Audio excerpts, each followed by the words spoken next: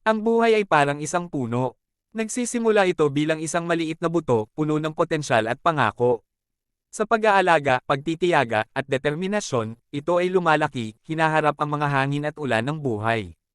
Ang mga ugat ng isang puno ay nagpapaalala sa atin ng ating pundasyon, ang ating mga halaga, relasyon, at karanasan na nagbibigay ng tibay sa atin. Kapag mas matibay ang ating ugat, mas matatag tayong nakatayo sa harap ng mga hamon. Ang puno mismo ay sumasagisag sa ating lakas at katatagan, na nabubuo sa pagdaan ng panahon habang pinagtatagumpayan natin ang mga pagsubok at natututo mula sa mga ito. Ang bawat pilat at ukit sa puno ay kwento ng pagtitiis at paglago.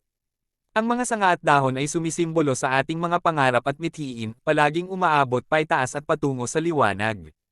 At tulad ng isang puno na nagbibigay ng lilam, kanlungan, at bunga sa iba, ang ating buhay ay may kakayahang magbigay inspirasyon, mag-alaga, at magbahagi sa mga tao sa paligid natin.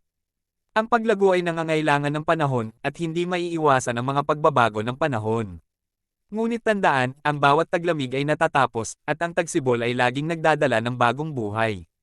Manatiling nakaugat sa mahalaga, yakapin ang mga bagyong dumarating sa iyong landas, at patuloy na lumago patungo sa liwanag.